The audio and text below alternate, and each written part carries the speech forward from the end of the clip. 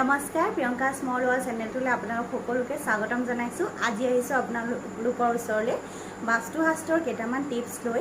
ইয়াতে মই জনাই দিওঁ যে মই কোনো বাস্তু বিশেষজ্ঞ নহয়, কিন্তু গৃহিণী হিচাপে আৰু ঘৰৰ ডাঙৰৰ আৰু বহুত অতীজৰে পৰা মানি অহা কিছুমান বাস্তুশাস্ত্ৰৰ নিয়ম আমি সকলোৱে জানো আৰু সেইকেইটাকে মই ঘৰত মানো।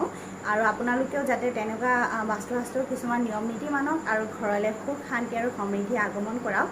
তেন্তে আহক আজি বাস্তুশাস্ত্ৰৰ নিয়মকেইটা জানো। প্ৰথম টিপছটো হ'ল ঘৰত আপুনি কি ৰাখিব। প্ৰথম আমাৰ বস্তুটো হৈছে ঘোঁৰাৰ খুৰাৰ ৰিং। ঘোঁৰাৰ খুৰাৰ ৰিংটো কেনেকৈ লগাব?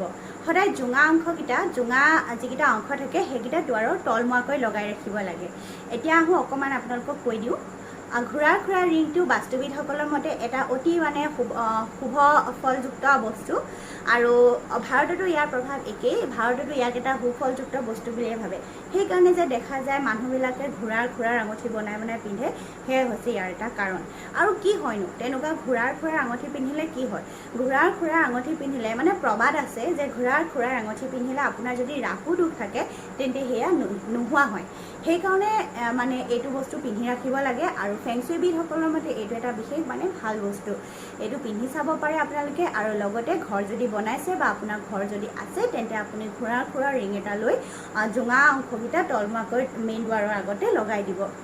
তেন্তে এইটো হৈ গ'ল আমাৰ ছেকেণ্ডটো হৈছে বাঁহ বা বাঁহ গছৰ ছবি যদি আপুনি ঘৰত ৰাখে তেন্তে তাৰো বহুত সুফল পোৱা যায়। তেন্তে আহক অকণমান বিতংভাৱে চাওঁ যে কিয়নো বাঁহ গছ বা বাঁহ গছৰ ছবি ঘৰত ৰাখিলে ইয়াৰ লাভ হয়। তেন্তে প্ৰথমতে আমি জানো যে কেনেকৈ লগাব লাগিব। দুটুকুৰা বাঁহ ল'ব আৰু সেই বাঁহ দুটুকুৰা আপুনি দোকান বা এইটো বিশেষকৈ ব্যৱসায় প্ৰতিষ্ঠানসমূহত কৰা দেখা যায়। আৰু আপুনি সেই বাঁহ দুটুকুৰা এইটো সৰু ৰঙা কাপোৰ এখন ল'ব আৰু ৰঙা কাপোৰখনেদি ধুনীয়াকৈ বান্ধি ল'ব। আপোনালোকে মন কৰিব যে বাঁহৰ টুকুৰাকেইটাৰ মুখখন সদায় খোলা ৰাখিব আৰু দীঘলৰ জোখত 6 পৰা 8 ইঞ্চি দীঘলকৈ আপুনি এই বাঁহৰ টুকুৰাকেইটা মেইন দুৱাৰৰ বিপৰীত ফালে লগাব। আৰু বেছিকৈ এইখিনি ব্যৱসায় প্ৰতিষ্ঠান বা দোকানত লগালে ভাল হয়।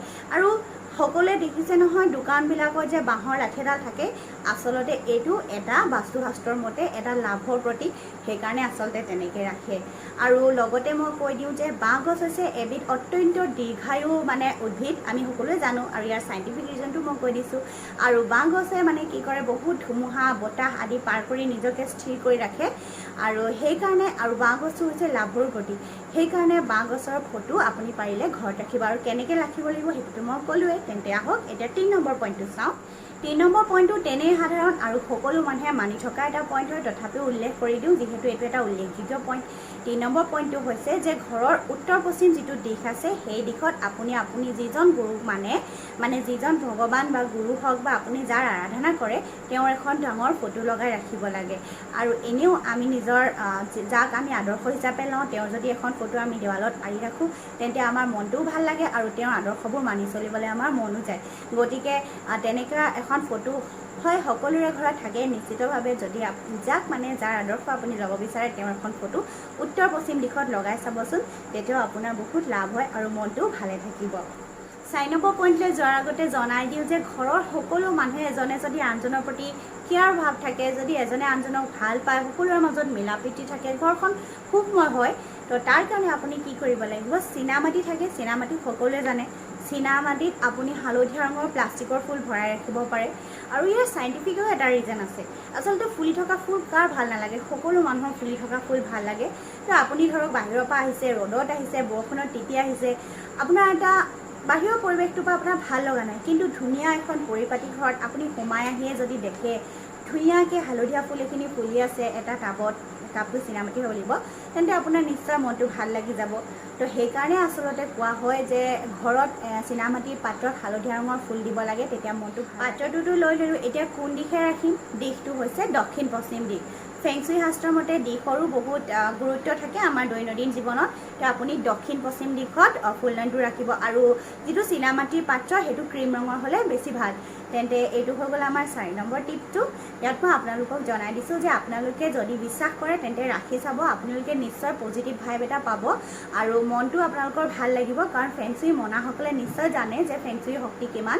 তেন্তে আহক এতিয়া আমি 5 নম্বৰ পইণ্টটোলৈ যাওঁ। 5 নম্বৰ পইণ্টটো হৈছে আমাৰ পাকঘৰ। পাকঘৰটো আমি সদায় চাফ চিকুণ কৰি ৰাখিব লাগে। তেন্তে আহক জানো কিয়নো চাফ চিকুণ কৰি ৰাখিব লাগে। পাকঘৰটো হৈছে আমাৰ ঘৰৰ একদম মেইন, য'ত আমি ৰন্ধা বঢ়া কৰোঁ, সকলোৰে বাবে আহাৰ ৰান্ধোঁ, তাৰ পৰাই আমাৰ সকলো মানে খোৱাৰ আমি যি শক্তি পাওঁ খোৱাৰ পৰাই পাওঁ। গতিকে আপোনালোকে গম পাইছে ইয়াত কিমান মূল কথা সোমাই থাকে। তো পাকঘৰটো যদি লেতেৰা হৈ থাকে এয়া আমাৰ বাবে একদম মানে বেয়া। কিছুমান মানুহ আছে যোনে আগফালৰ ৰুমটো হওক বা ঘৰখনৰ বেলেগ অংশবোৰ চাফাকৈ ৰাখে, কিন্তু পাকঘৰটো ইমান ধ্যান নিদিয়ে। কাঁহী বাতি দম হৈ থাকে, মকৰা জাল হৈ থাকে, চুকে কোণে জাবৰ গোট খাই থাকে। আচলতে তেনেকুৱা কৰিব নালাগে। সদায় প্ৰথমে আমি পাকঘৰটো পৰিষ্কাৰ পৰিচ্ছন্নকৈ ৰাখিব লাগে, আৰু লগতে আপোনাৰ খোৱা বনাই হৈ যোৱাৰ লগে লগে আপুনি গেছ টেবুলখন সদায় মোহাৰিবই লাগে।